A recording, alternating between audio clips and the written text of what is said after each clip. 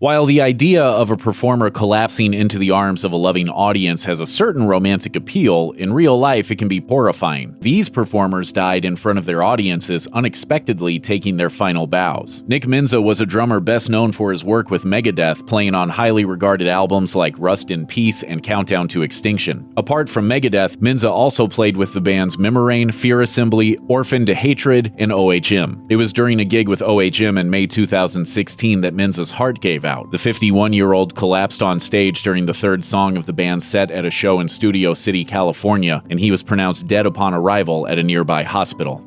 On December 8, 2004, in Columbus, Ohio, Dimebag Darrell Abbott was on stage with the rock band Damage Plan, which he'd formed with his brother Vierne after the breakup of their previous band Pantera. Just 90 seconds into their set, a 25-year-old ex-Marine named Nathan Gale made his way onto the stage with a gun, opening fire on Abbott and others. Abbott died as a result of his injuries along with 3 others. Gale, whose mother said he was discharged from the military due to mental health issues, also died that night, being shot and killed by a police officer. Though several theories about Gale's motivations have been floated, none could be conclusively proven, leaving the deaths a senseless tragedy.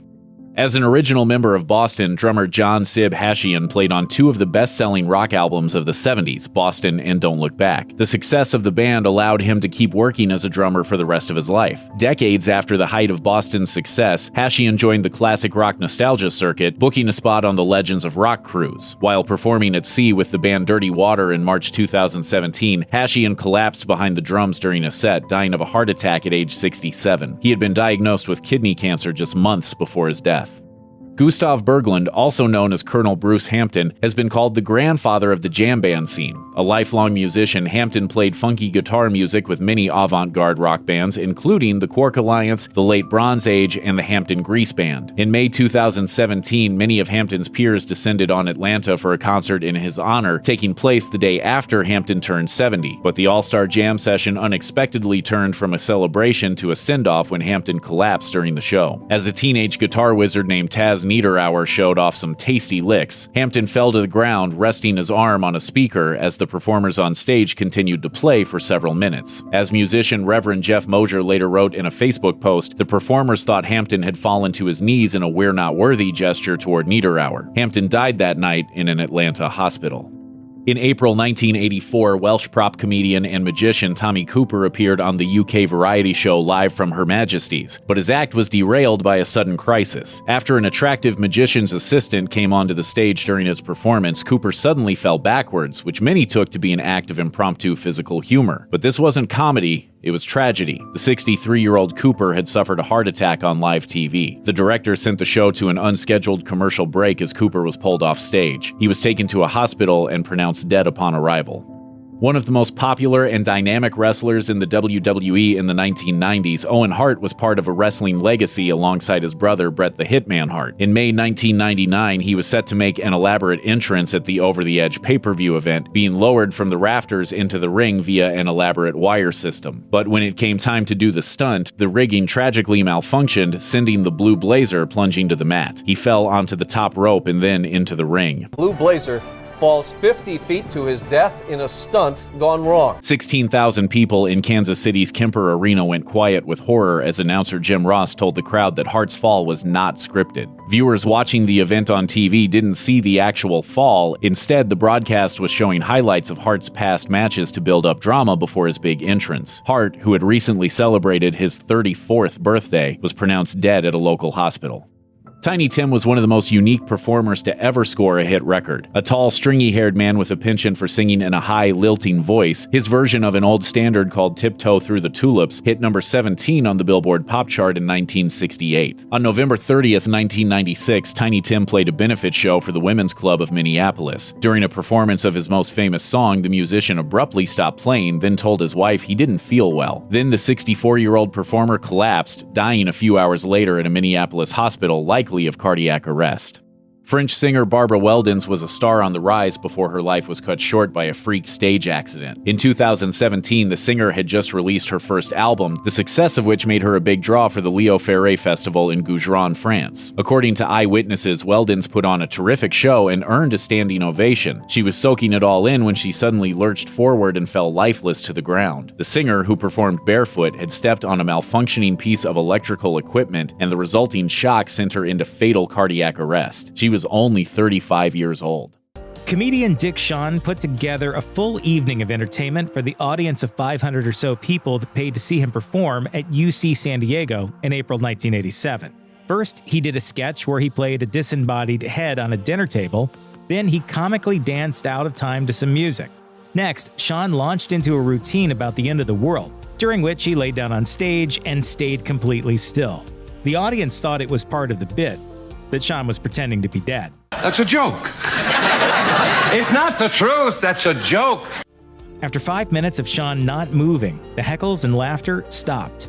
A doctor rushed onto the stage, tried to find a pulse, and then flipped Shawn onto his back. The audience was ordered out while Shawn received CPR. An ambulance arrived in short order and took Shawn to the closest hospital. Less than 2 hours after Shawn first took the stage, he was pronounced dead at age 57. Remember when Britney Spears danced with a giant snake draped around her neck during the 2001 MTV Video Music Awards? An Indonesian singer named Irma Bule similarly used snakes in her performances, but one show had tragic results. While performing in Karawang, Indonesia in 2016, the 29-year-old was handling a live cobra she'd used for years as a stage prop. During just her second song, the snake bit Bule on the thigh. Assuming that someone had defanged or devenomed the cobra, she continued performing, but no one had. Around 45 minutes later, Bule was still doing her show when she vomited and began seizing. She was pronounced dead at a local hospital. In March 2015, two of the biggest stars of the AAA, the Mexican Wrestling Federation equivalent to the WWE, met in the ring. Hijo del Perro Aguayo, or Pedro Aguayo Ramirez, versus Rey Mysterio Jr., or Oscar Gutierrez. During the match, the legendary Mysterio delivered a powerful flying kick that sent Aguayo careening into the ropes.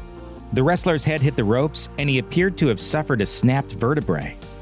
After he lay in the ring unresponsive, Mysterio and the referee sensed something had gone very wrong and summoned help. The on-call doctor took an agonizingly long 80 seconds to reach and treat Aguayo, but it was all too late. The cause of death was a heart attack, triggered by a cervical stroke, which occurred when the wrestler's neck broke. Aguayo was arguably the most well-known rudo, or villain, in the AAA. He was 35 years old. There are all kinds of potential dangers on stage. Chief among them is the electricity used to power all the electric guitars and amps used in a performance. That's what killed Les Harvey, guitarist for the up-and-coming Scottish blues rock band Stone the Crows. Prior to the start of a concert in Swansea, Wales on May 3, 1972, Harvey was tuning up his instrument in front of about 1,200 fans and made the fatal mistake of grabbing a microphone. It hadn't been properly grounded, and a volatile, fatal jolt of electricity shot through his body. He died at the hospital, and like so many other tragically lost stars, Harvey was just 27 years old. In 1827, Sam Patch became one of the first famous daredevils, regularly jumping off a ledge over Passaic Falls in New Jersey into the water below. As time went on, his jumps became ever more ambitious. In 1829, Patch and his team announced the entertainer's last jump, which was supposed to be his final jump of the season. On Friday, November 13th, he would hurl himself 125 feet off a platform overlooking the high falls of the Genesee River in Rochester, New York. According to a report of the jump from the New York Evening Post, in mid-descent, Patch's body, quote, began to droop. His arms were extended and his legs separated. Patch hit the water wrong and he never emerged. 4 months later and 6 miles downriver, Patch's body finally surfaced in a block of ice. An autopsy concluded that Patch had suffered a ruptured blood vessel mid-fall due to the sudden shock of the cold November air. Jane Little was a double bass player who joined the Atlanta Symphony Orchestra in 1945 at the age of 16 and stayed with the group for more than 7 decades. In February 2016, Guinness World Records recognized Little for a big achievement: 71 years with the ASO, a record for orchestral musicians. Just a few months later, in May 2016, Little was playing in a Symphony Pops concert called Broadway's Golden Age, a collection of show tunes. According to the Washington Post, near the end of There's No Business Like Show Business, Little, 87, collapsed while playing her bass. She was carried backstage and passed away. Back in the 50s and 60s, Onie Wheeler was one of the great country music sidemen, back when they still called it country and western music. While he recorded lots of solo material, the guitarist and harmonica player backed Johnny Cash and George Jones, among others, and the legendary Lefty Frizzell had a huge hit with a song Wheeler wrote called Run 'Em Off. In the 70s and 80s, Wheeler lived in Nashville and performed regularly at the city's iconic Grand Ole Opry. There's probably no better way for a true blue country music lifer to go out than while performing at the Opry, which is what Wheeler did. While recording the Reverend Jimmy Snow's radio show Grand Ole Gospel Time in 1984, Wheeler suffered a fatal heart attack. Mike Scaccia and his guitar stood at the forefront of two innovative subgenres of hard rock that exploded in the 1980s: thrash metal and industrial metal.